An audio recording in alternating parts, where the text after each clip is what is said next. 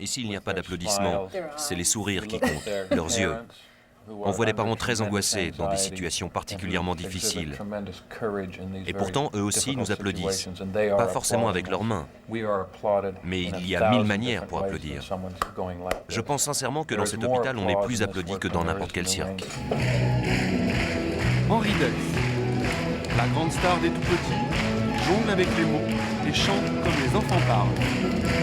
Je suis content, ça printemps qui vient juste après l'hiver. Le voilà, youpla là, c'est joli puis c'est pas cher. Je suis content, c'est printemps, c'est pour moi qu'elle est cuite. Alors attention, Guignol le Lyonnais. On le croyait moribond, et pourtant il est bien vivant. Avec Jean-Paul et Françoise Durand, il a retrouvé une nouvelle jeunesse. Manolito le Binoclar, le nouveau héros des jeunes Espagnols, l'enfant d'Elvira Lindo. Les aventures de ce petit bonhomme de 8 ans sont un succès de la littérature enfantine. À New York, 3 clowns ont quitté le cirque pour une autre scène, l'hôpital. Ils font rire les enfants malades. Chanteurs, marionnettistes, écrivains ou clowns, ces hommes et ces femmes ont un point commun. Ils ont tout simplement refusé de grandir. Avec eux, les enfants chantent, font des grimaces, se déguisent et vivent des histoires extraordinaires. En Belgique, en France, en Espagne ou aux États-Unis, ces adultes exercent des métiers qui font rêver les enfants. Stars ou anonymes, ils ont choisi d'éblouir, de faire rire, d'émouvoir. Comment t'appelles-tu? Alors voilà, ça, c'est le boulot de déménageur qui commence. Plusieurs fois par semaine, Jean-Paul et Françoise Durand garent leur camionnette devant une école ou une salle des fêtes. Ils installent leur théâtre de marionnettes. Là, c'est la scène en fait. Là, c'est le haut du Castellet. C'est le haut du Castellet. Là. Ah, on dit un castelet. C'est le Castellet, voilà. C'est le Attention, Castellet, c'est l'endroit où évoluent les marionnettes. Il faut jamais se tromper d'accessoires parce qu'on ne peut pas tout emmener d'un seul coup. Il y a 10 ans, Jean-Paul était technicien, il fabriquait des avions. Françoise travaillait dans l'administration. Une vie tranquille, mais tous les deux avaient un rêve, faire revivre Guignol. Alors un beau jour, ils se sont lancés, ils ont tout quitté pour s'acheter ce Castellet, pour devenir des marionnettistes professionnels.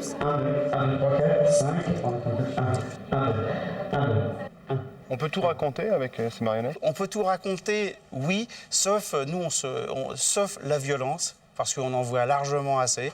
Guignol, c'est pas violent, c'est toujours très moral. Guignol, c'est toujours le bon qui gagne sur le méchant. Non, il faut pas raconter n'importe quoi. Non, c'est vrai. Mais par contre, on peut jouer avec les enfants. Vous voyez là, on a monté, on a réglé, on s'est même pas disputé avec Françoise. C'est des moments on se donne quand même des coups de pied derrière le Castellet. Alors, bon, comme on ne peut pas parler, n'est-ce pas? Il arrive que comme on ne peut pas se parler, donc on a notre équipement HF qui est constamment branché. On se parle par geste, par mimique et surtout par coup de pied de temps en temps. Oui, c'est vrai que de temps en temps, il y a bon, attention, n'exagérons pas, on se bat pas. C'est quand même violent, Guignol, finalement.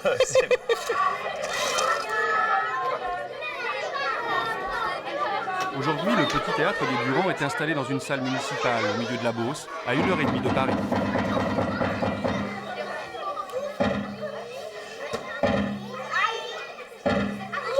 Bonjour les amis. Vous avez vu le Père Diafron, les enfants? Oh. Bon, allez, on l'appelle.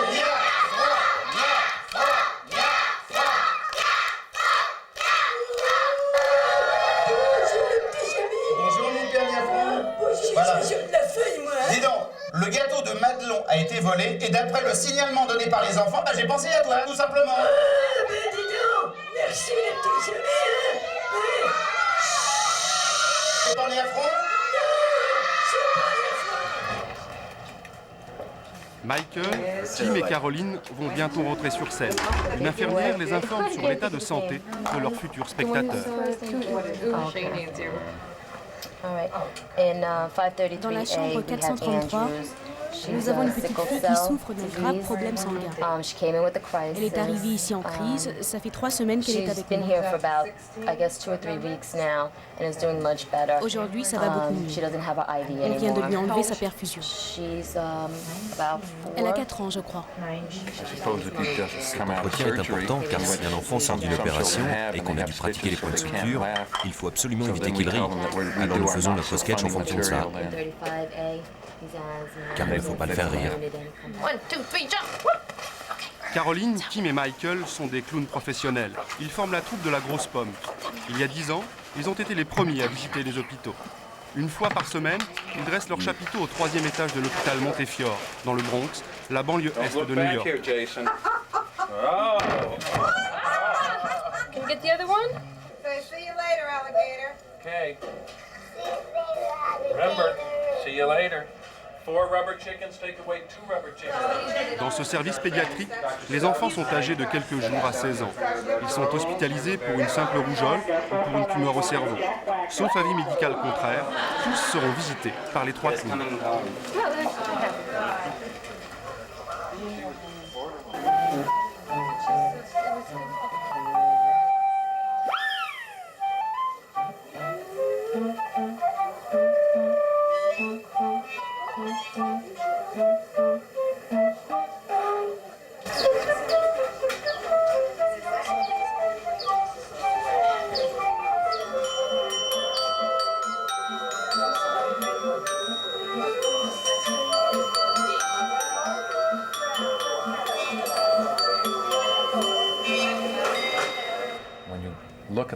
Quand on regarde un hôpital, quand on voit l'administration, les couloirs, les chambres, tout cet ensemble est rectiligne, parfaitement droit, bien carré, organisé.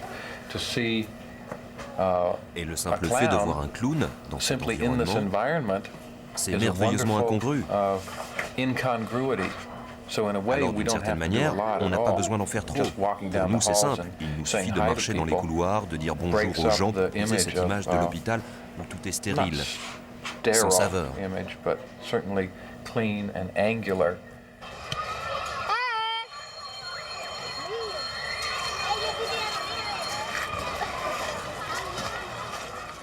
Bon, silence, on se tait.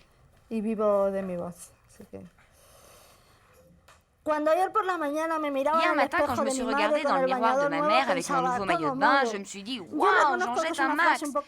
Je reconnais que ça fait un peu bizarre de se dire ça fait même un peu crâneur. Mais ça arrive à tout le monde. Donc, on est allé à la piscine. Jusque-là, rien de génial. Ce qui était cool, c'est que nous y sommes allés sans ma mère.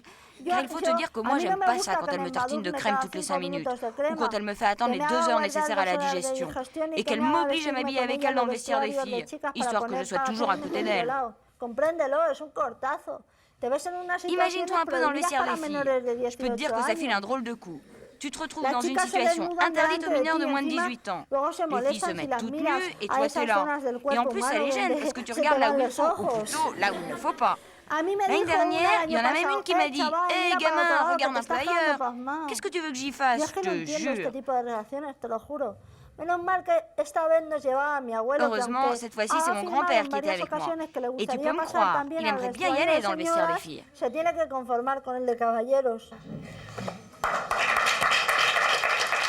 Manolito le binoclard, c'est la nouvelle coqueluche des petits Espagnols. En 4 ans, ses aventures ont été vendues à plus de 200 000 exemplaires. Sa créatrice, Elvira Lindo, est journaliste. Ce petit binoclard de 8 ans habite dans un quartier populaire de la banlieue de Madrid. C'est facile d'écrire pour les enfants? Non. Mais en fait, moi, je ne me dis pas que j'écris pour les enfants. Parce que quand je parle avec eux, je n'emploie pas un ton particulièrement niais ou maniéré, gnangnan. En règle générale, les écrivains, quand ils parlent de leur enfance, ils prennent d'abord un sourire comme ça. Ils vous parlent de la magnifique bibliothèque de papa, de la grand-mère gâteau. Tu as l'impression de pénétrer dans un monde où tout est beau. Il arrive un moment où vous dites stop, c'est pas ça l'enfance. Parce que l'enfance, c'est quelque chose de très brutal. Bien souvent, il se passe des choses très fortes, avec des couleurs vives. Racontez-moi l'enfance pour de vrai. Ne me racontez pas l'enfance imaginée par un écrivain. C'est vrai qu'elle ne raconte pas d'histoire. C'est la vraie vie. Il n'y a rien qui ne soit pas réel. Est-ce qu'il y a une recette pour séduire les enfants? Je ne sais pas. Je ne crois pas qu'il y ait une recette. Ceux qui pensent ça se trompent. Ce que je sais, c'est que je n'ai pas tué l'enfant qui est en moi. Je n'ai pas la prétention de dire que je connais les enfants. Je sais que j'ai toujours eu un côté enfantin, mais je ne me place pas comme une spécialiste des enfants.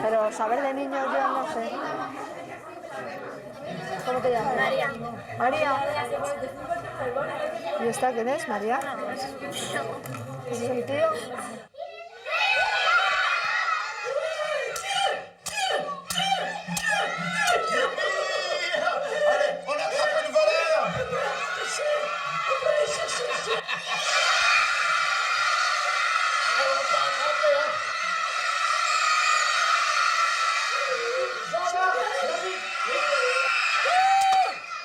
C'est grâce aux enfants. Hein? Ah, c'est grâce aux enfants, Père Diego. Allez, on va au village, les enfants? Allez, et vous allez nous aider à consoler Madelon? Ah, vous êtes sympa. Allez, à tout à l'heure.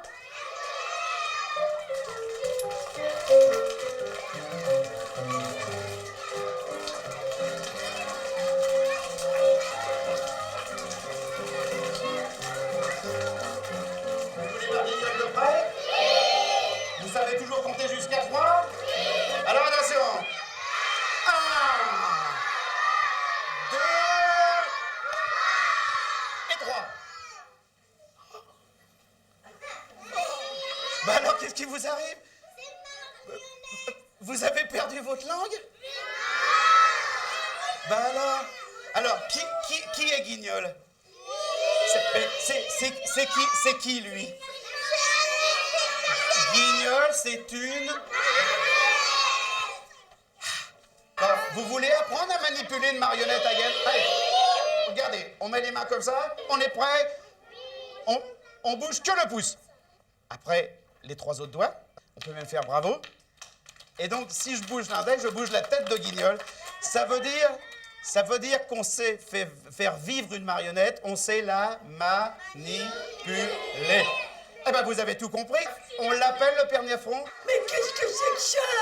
Mais j'ai en fait du boucan. J'en ai mal aux oreilles, moi. C'est toi qui as crié comme ça? Oui, c'est moi. Ah bah dis donc, hein. Je vais te dire que j'ai mal aux oreilles. Bonjour, toi. Toi aussi. Ah, dis donc. Oh là là là là. Vous m'avez cassé les oreilles, les amis. Ça va bien, toi? Ah bah tiens, fais-moi un petit bisou, tiens. Voilà. Et toi? Attention, ne tirez pas sur nous. Au revoir, les enfants.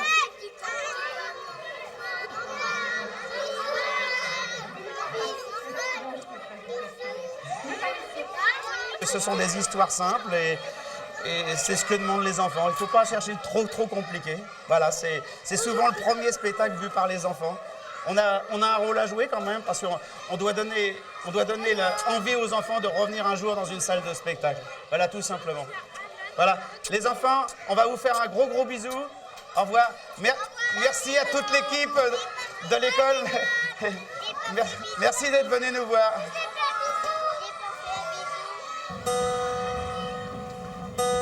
Constamment en tournée sur les routes entre la France, le Québec et la Suisse, Henri Dess s'est posé sur la scène du théâtre municipal de Namur, en Belgique. Est-ce qu'il ne faut pas me marquer pam, pam, pam, quand. Tu as laissé le trou? Ouais, moi je le laisse, le trou, ouais. Ouais.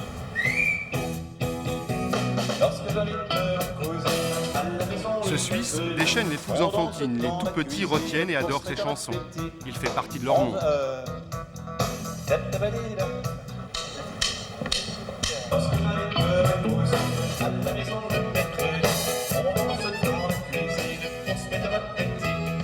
Mais quand on doit remettre en place toute la cuisine comme avant, c'est là qu'on fait la grimace, c'est beaucoup moins marrant.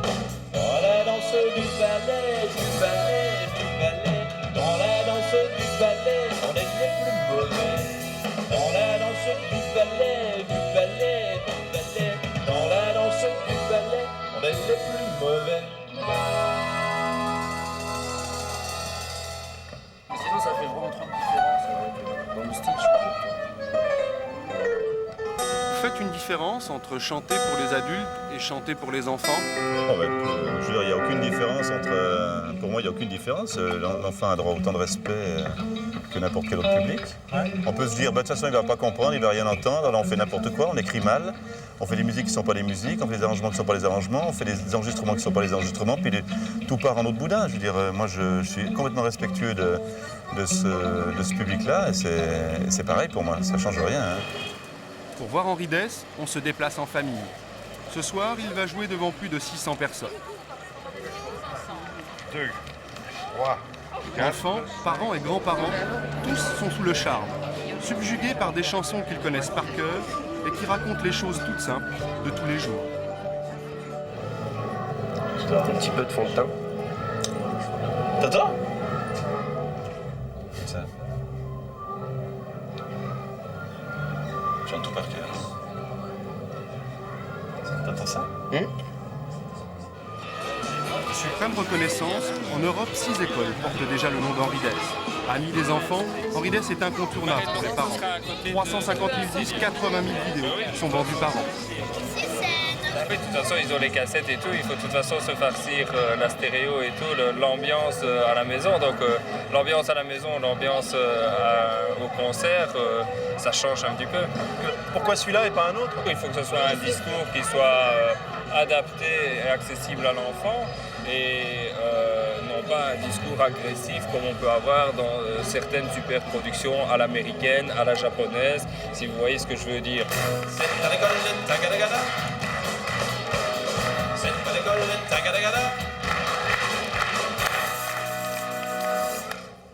Et la maîtresse poil aux tresses qui poussait des soupirs quand Marion poil le menton attrape le fou rire.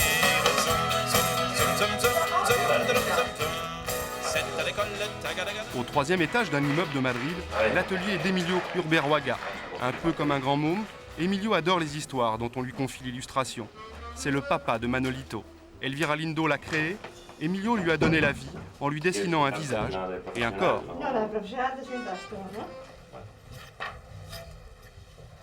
En regardant tes dessins, je m'aperçois que Manolito a encore changé.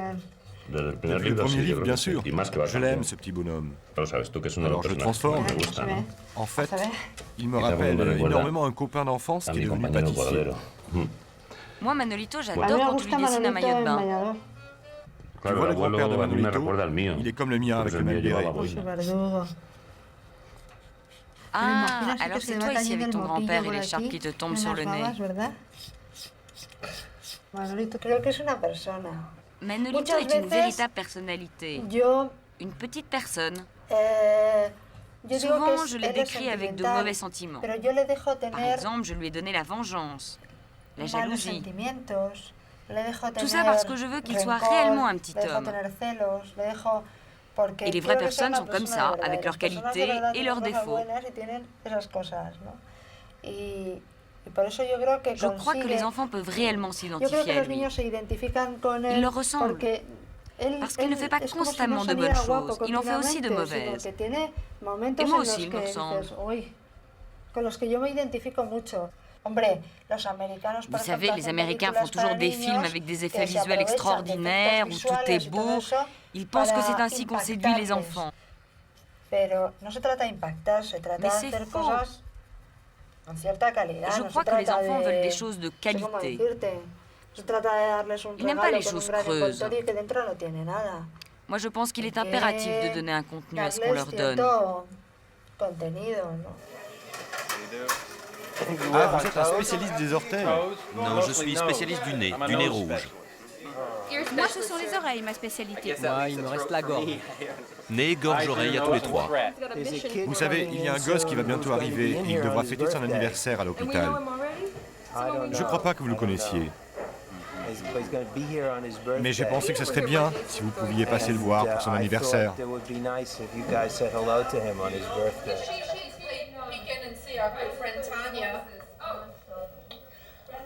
Hi Tanya. Bonjour Tania. Tu as une idée de ce que je peux faire pour mes jambes? Laisse-moi examiner tes oreilles. Ah oui, ne bouge pas. Voilà, c'est ça ce qui te gêne.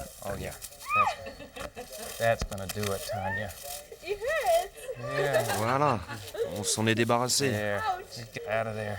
Je suis sûr que tu entends beaucoup mieux maintenant. C'est très bien. Je vais vous faire une ordonnance. Vous allez faire ce que je vous dis 3 fois par jour. Assurez-vous que Tania vous regarde bien et vous faites. Regardez l'effet, regardez. Essayez maintenant.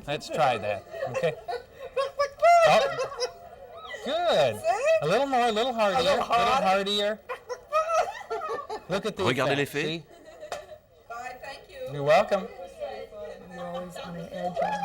Ici, il faut toujours faire attention à ce que l'on fait. Vous courez toujours le risque de faire une gaffe. Alors, il faut être prêt, être vigilant, sur le qui-vive. Vous vous remettez sans cesse en question. Et ça demande des qualités professionnelles, mais aussi humaines. Il faut savoir être juste au bon moment, aussi bien avec les enfants qu'avec les médecins et même avec les parents. Il y a un besoin énorme. Vous vous investissez et on vous le rend immédiatement. C'est un travail très gratifiant. Et s'il n'y a pas d'applaudissements, c'est les sourires qui comptent, leurs yeux. On voit des parents très angoissés dans des situations particulièrement difficiles.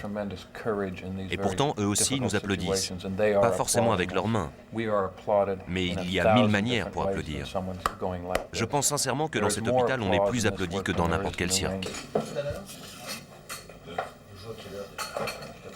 Il y a un petit catering à la salle et puis après on répète. Et qu'est-ce que tu veux faire, toi? Petit déjeuner. Pour qui celui-là? Moi je verrais bien de toute façon. Jean-Pierre? Hein? Non, non. Oui, si. Non. Mais si, il y a le riz, c'est la musique. Ou alors ça peut être... Dans cette musique, il y a déjà... Moi je fais pas ça. C'est difficile de faire passer des messages comme ça sans bêtifier pour les enfants. Écoute, moi, ça passe à travers ma sensibilité à moi. Je suis un adulte, je vois la vie d'une certaine façon.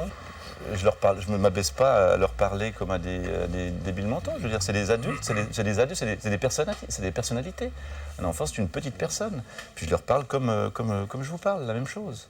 Pas avec des mots beaucoup moins compliqués, ni beaucoup plus compliqués. D'ailleurs, la chanson, c'est un art populaire et on n'a pas à dire des choses incompréhensible dans une chanson, c'est pareil pour celle du jeune public. Chez les adultes, si t'aimes pas, t'applaudis quand même, tu sors discrètement dans le noir. Là, c'est clair et net. Ou tu les intéresses ou tu les intéresses pas. Si tu les intéresses pas, ils cavalent dans les allées, ils se retournent, le type sur scène, il n'existe plus. Et il se ramasse. Et c'est le public le plus dur, parce que c'est un véritable verdict. Pour le disque, on parle du marché. Donc il y a un marché chez vous. Le marché, c'est les enfants. Oui, bien sûr. Bien sûr, je gagne ma vie avec les enfants, mais ça dépend comment on le fait, c'est tout. Les instituts aussi. Les instituts gagnent leur vie avec les enfants. Le boucher gagne sa vie aussi avec des enfants. Le marchand de bonbons aussi. Ça dépend de quel genre de bonbons on fait. Si c'est du mauvais sucre, ils vont avoir des dents carriées. Tout ça, ça fait partie de la vie, quoi. Alors, si je ne le faisais pas, on me dirait pourquoi on n'en fait pas. Ça leur manque, ils ont besoin de chanter, ça leur fait du bien. Moi, j'ai des gens qui me disent des choses tout à fait émouvantes à ce sujet-là. Tous les matins, depuis 3 semaines, les Durand répètent leur prochain spectacle. Ça sera Guignol au cirque. Ah, attends, alors maintenant, il faut mettre les animaux. Et les cailloux.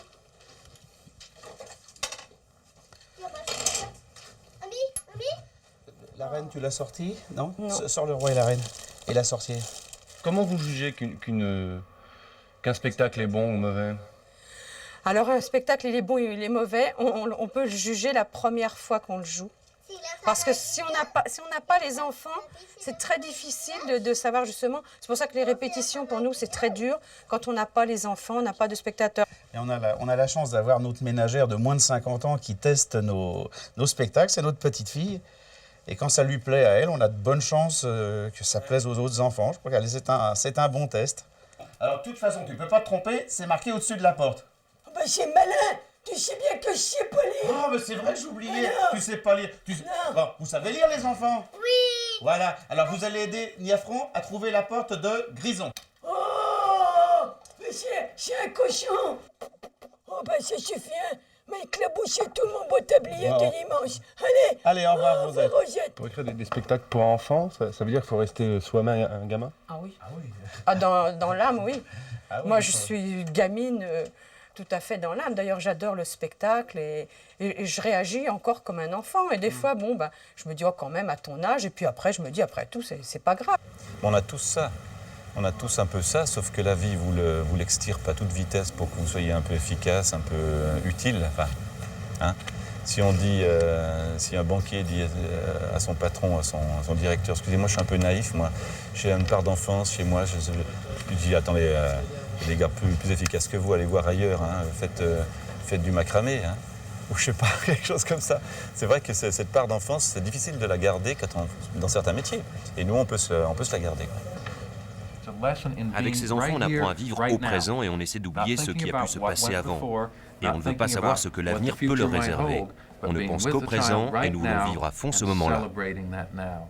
C'est ça l'enfance. Tous les enfants comprennent très bien ça. Et ici, malgré les tuyaux, les perfusions et les piqûres, ils restent des enfants comme les autres. Et avant tout, ils veulent s'amuser.